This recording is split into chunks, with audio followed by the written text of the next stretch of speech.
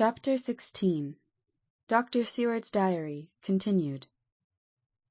It was just 12:15 o'clock when we got into the churchyard over the low wall. The night was dark, with occasional gleams of moonlight between the rents of heavy clouds that scudded across the sky. We all kept somehow close together, with Van Helsing slightly in front as he led the way.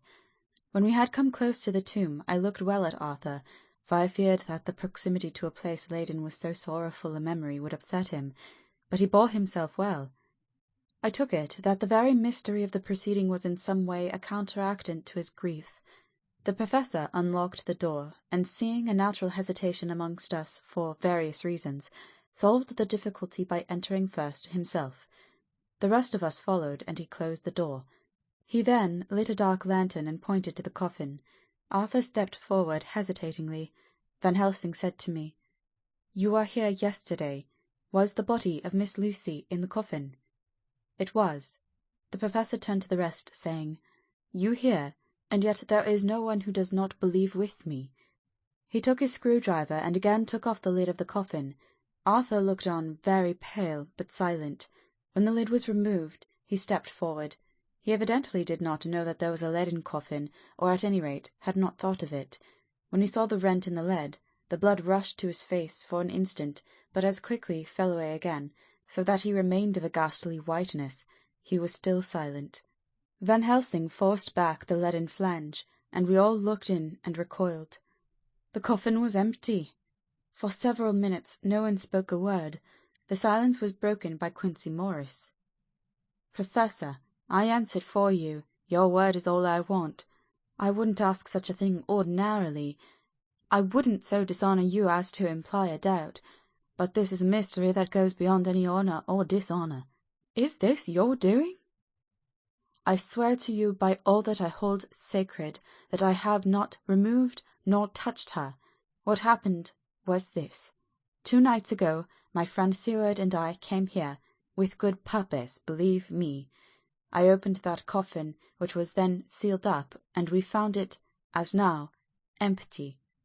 We then waited, and saw something white come through the trees.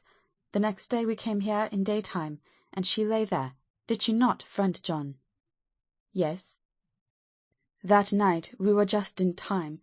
One more so small child was missing, and we find it, thank God, unharmed amongst the graves. Yesterday I came here before sundown, for at sundown the undead can move. I waited here all night till the sun rose, but I saw nothing.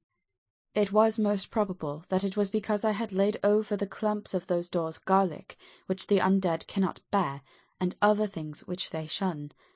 Last night there was no exodus, so tonight, before the sundown, I took away my garlic and other things, and so it is we find this coffin empty. But bear with me. So far there is much that is strange. Wait you with me outside, unseen and unheard, and things much stranger are yet to be. So," here he shut the dark slide of his lantern, "now to the outside." He opened the door, and we filed out, he coming last and locking the door behind him. Oh, but it seemed fresh and pure in the night air after the terror of the vault. How sweet it was to see the clouds race by, and the passing gleams of the moonlight between the scudding clouds crossing and passing, like the gladness and sorrow of a man's life. How sweet it was to breathe the fresh air, that had no taint of death and decay.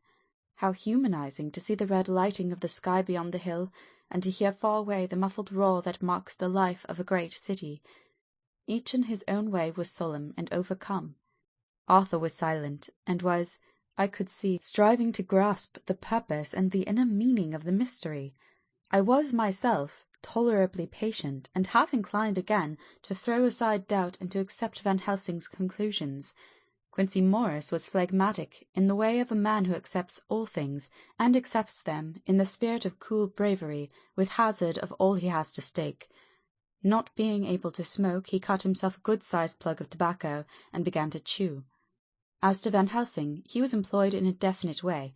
First he took from his bag a mass of what looked like thin, wafer-like biscuit, which was carefully rolled up in a white napkin. Next he took out a double handful of some whitish stuff like dough or putty. He crumbled the wafer up fine and worked it into the mass between his hands.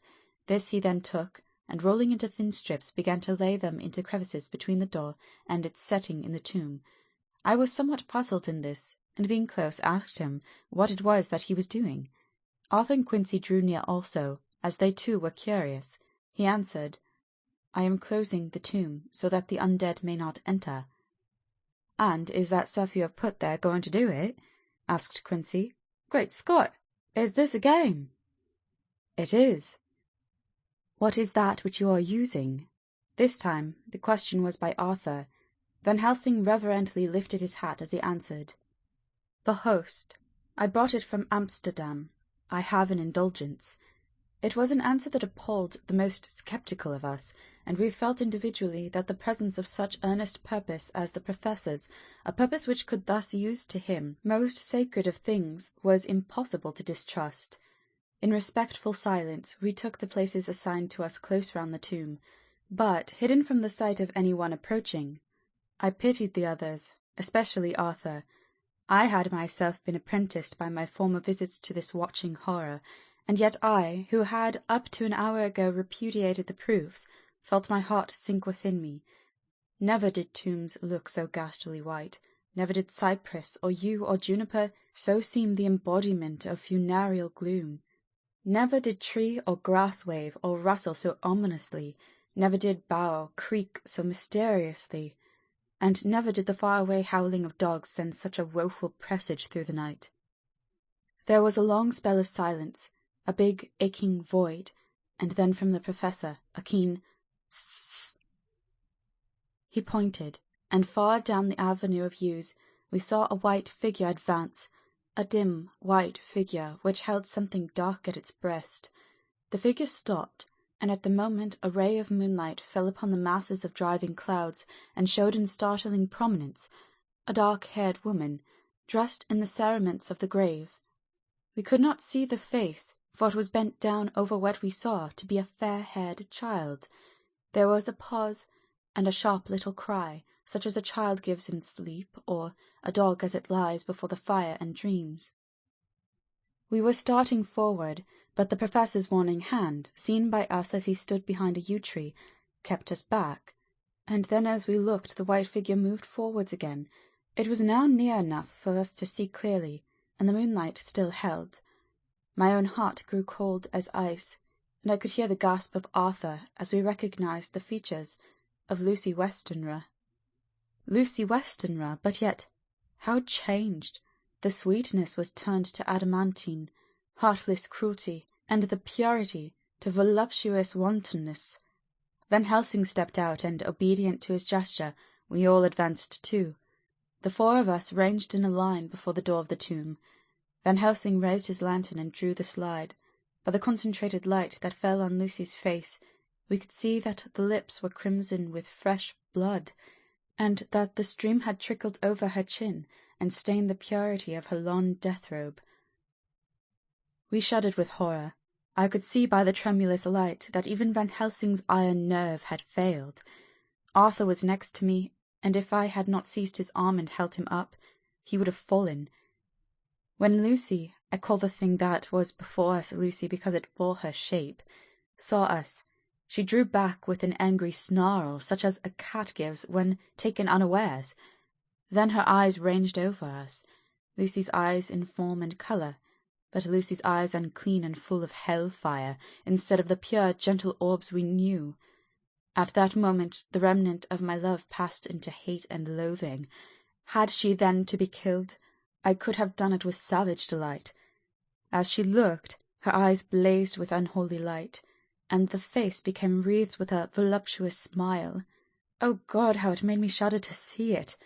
With a careless motion, she flung to the ground, callous as a devil, the child that up to now she had clutched strenuously to her breast, growling over it as a dog growls over a bone. The child gave a sharp cry, and lay there moaning. There was a cold-bloodedness in the act which wrung a groan from Arthur. When she advanced to him with outstretched arms and a wanton smile, he fell back and hid his face in his hands. She still advanced, however, and with a languorous, voluptuous grace said, "Come to me, Arthur. Leave these others and come to me. My arms are hungry for you." Come, and we can rest together. Come, my husband, come." There was something diabolically sweet in her tones, something of the tingling of glass when struck, which rang through the brains even of us who heard the words addressed to another.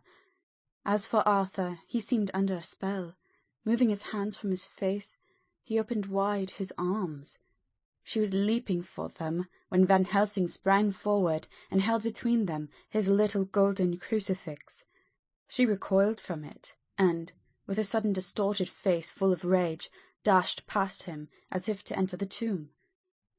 When within a foot or two of the door, however, she stopped, as if arrested by some irresistible force.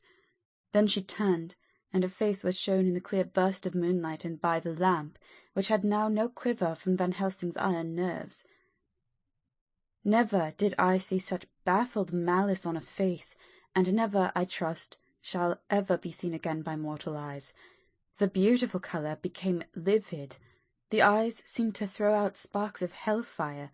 The brows were wrinkled as though the folds of the flesh were the coils of Medusa's snakes, and the lovely blood-stained mouth grew to an open square as in the passion masks of the Greeks and Japanese. If ever face meant death, if looks could kill, we saw it at that moment. And so, for full half a minute, which seemed an eternity, she remained between the lifted crucifix and the sacred closing of her means of entry.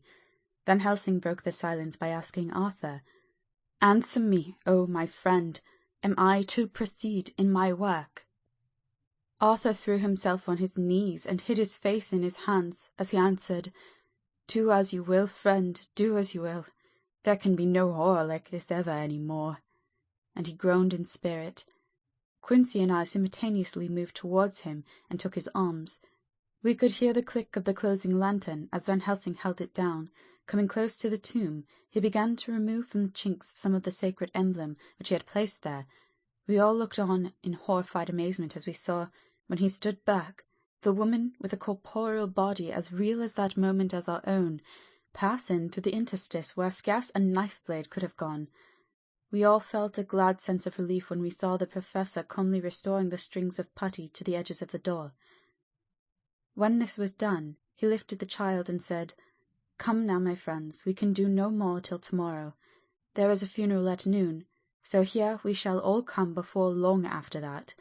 The friends of the dead will all be gone by 2, and when the sexton lock the gate we shall remain.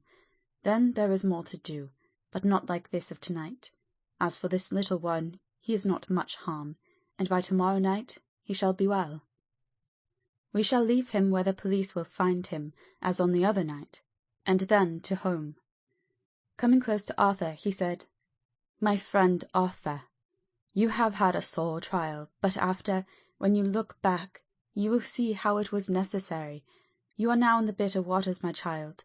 By this time tomorrow you will, please God, have passed them, and have drunk of the sweet waters.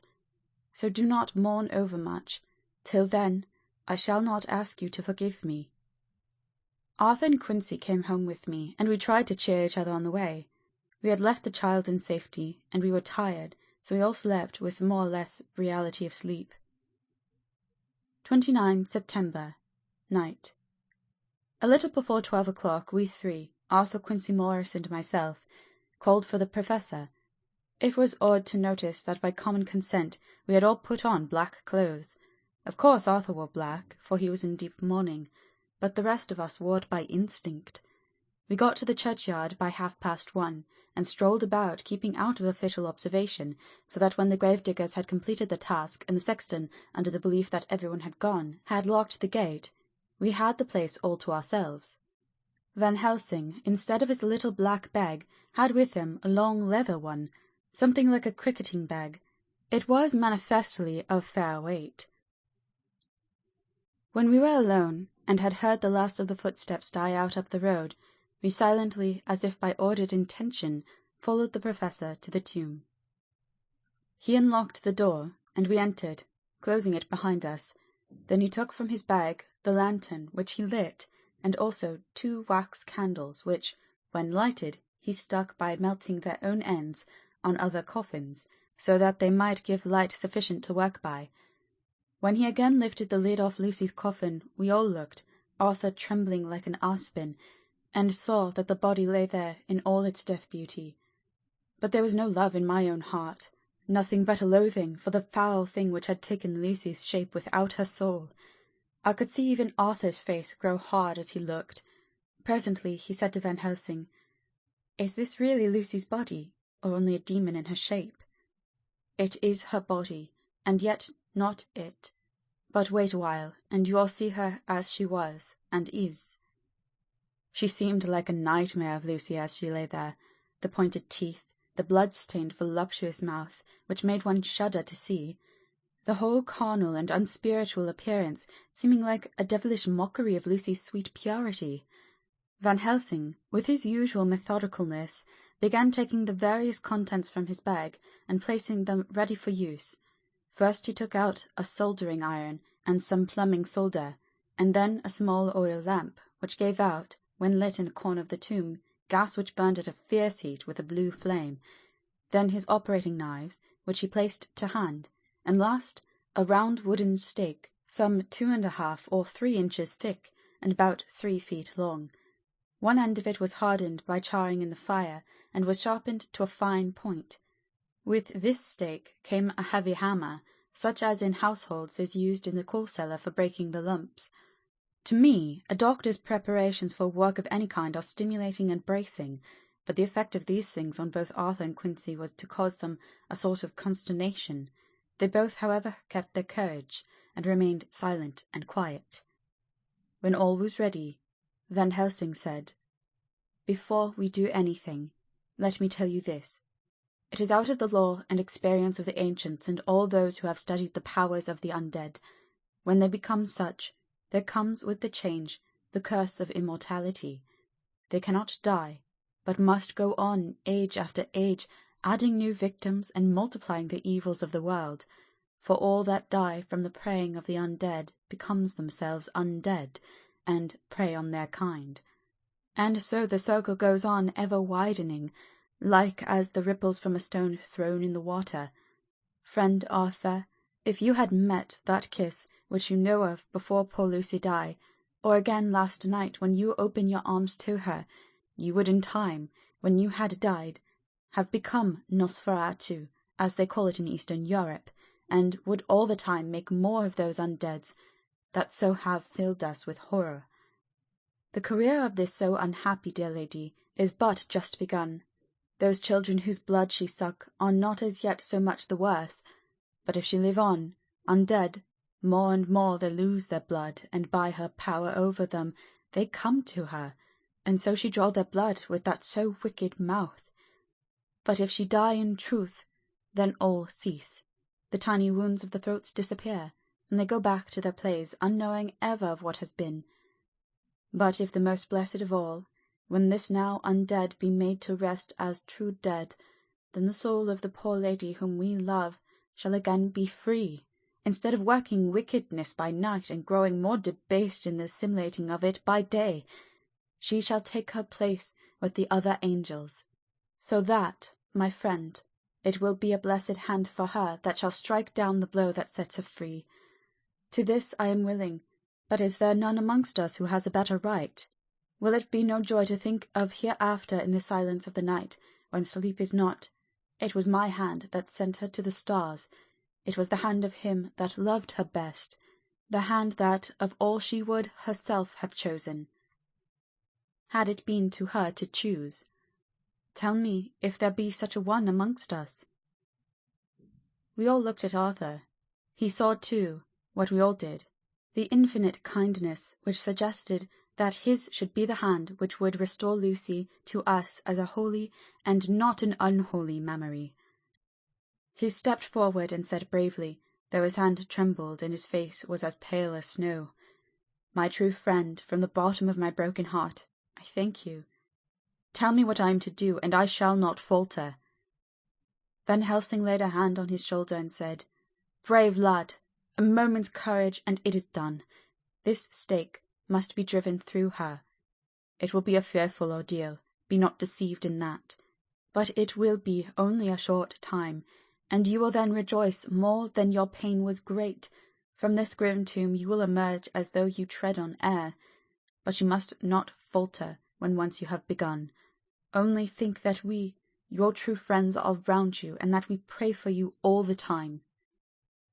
"Go on," said Arthur hoarsely. "Tell me what I am to do." "Take this stick in your left hand, ready to place the point over the heart, and the hammer in your right. Then, when we begin our prayer for the dead, I shall read him, I have here in the book, and the others shall follow. Strike in God's name, that so all may be well with the dead that we love, and that the undead pass away." Arthur took the stick and the hammer, and when once his mind was set on action, his hands never trembled nor even quivered. Van Helsing opened his missal and began to read, and Quincy and I followed as well as we could. Arthur placed the point over the heart, and as I looked, I could see its dint in the white flesh. Then he struck with all his might. The thing in the coffin writhed, and a hideous blood-curdling screech came from the opened red lips. The body shook and quivered and twisted in wild contortions. The sharp white teeth champed together till the lip were cut, and the mouth was smeared with crimson foam. But Arthur never faltered. He looked like a figure of Thor as his untrembling arm rose and fell, driving deeper and deeper the mercy-bearing stake, whilst the blood from the pierced heart welled and spurted up all around it. His face was set, and high duty seemed to shine through it. The sight of it gave us courage, so that our voices seemed to ring through the little vault. And then the writhing and quivering of the body became less, and the teeth seemed to champ, and the face to quiver. Finally it lay still. The terrible task was over. The hammer fell from Arthur's hand. He reeled and would have fallen had we not caught him. The great drops of sweat sprang from his forehead, and his breath came in broken gasps. It had indeed been an awful strain on him, and had he not been forced to his task by more than human considerations, he could never have gone through with it. For a few minutes we were so taken up with him that we did not look towards the coffin. When we did, however, a murmur of startled surprise ran from one to the other of us. We gazed so eagerly that Arthur rose, for he had been seated on the ground, and came and looked too. And then a glad, strange light broke over his face and dispelled altogether the gloom of horror that lay upon it. There, in the coffin, lay no longer the foul thing that we had so dreaded and grown to hate, that the work of her destruction was yielded as a privilege to the one best entitled to it, but Lucy, as we had seen her in her life, with her face unequalled sweetness and purity. True that there were there, as we had seen them in life, the traces of care and pain and waste, but these were all dear to us, for they marked her truth to what we knew. One and all we felt that the holy calm that lay like sunshine over the wasted face and form was only an earthly token, and a symbol of the calm that was to reign for ever. Van Helsing came and laid his hand on Arthur's shoulder, and said to him, "And now, Arthur, my friend, dear lad, am I not forgiven?" The reaction of the terrible strain came as he took the old man's hand in his, and raising it to his lips pressed it and said, "Forgiven! God bless you that you have given my dear one her soul again, and me peace." He put his hands on the professor's shoulder, and laying his head on his breast, cried for a while silently, whilst we stood unmoving. When he raised his head, Van Helsing said to him, "And now, my child, you may kiss her. Kiss her dead lips if you will, as she would have you to, if for her to choose. For it is not a grinning devil now, not any more a foul thing for all eternity. No longer is she the devil's undead. She is God's true dead, whose soul is with him." Arthur bent and kissed her, and then we sent him and Quincy out of the tomb, and the professor and I sawed off the top of the stake, leaving the point of it in the body. Then we cut off the head and filled the mouth with garlic. We soldered up the leaden coffin, screwed on the coffin lid, and gathering up our belongings, came away. When the professor locked the door, he gave the key to Arthur. Outside, the air was sweet, the sun shone, and the birds sang, and it seemed as if all nature were tuned to a different pitch. There was a gladness and mirth and peace everywhere, for we were at rest ourselves on one account, and we were glad, though it was with a tempered joy. Before we moved away, Van Helsing said, "Now, my friends, one step of our work is done, one the most harrowing to ourselves, but there remains a greater task. To find out the author of all this our sorrow, and to stamp him out. I have clues which we can follow, but it is a long task, and a difficult, and there is danger in it, and pain. Shall you not all help me? We have learned to believe, all of us, is it not so? And since so, do we not see our duty? Yes, and do we not promise to go on to the bitter end?" Each in turn we took his hand, and the promise was made. Then said the Professor as we moved off, "2 nights hence you shall meet with me and dine together at 7 of the clock with friend John. I shall entreat 2 others, 2 that you know not as yet, and I shall be ready to all our work show and our plans unfold. Friend John, you come with me home, for I have much to consult about, and you can help me. Tonight I leave for Amsterdam, but shall return tomorrow night, and then begins our great quest. But first I shall have much to say, so that you may know what is to do and to dread. Then our promise shall be made to each other anew, for there is a terrible task before us, and once our feet are on the ploughshare, we must not draw back." End of chapter 16.